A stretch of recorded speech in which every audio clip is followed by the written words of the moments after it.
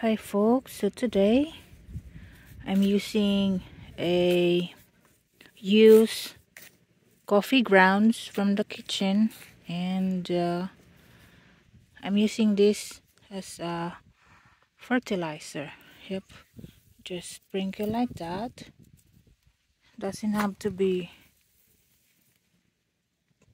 precise and perfect, just like that. And then after that you have to water the plants.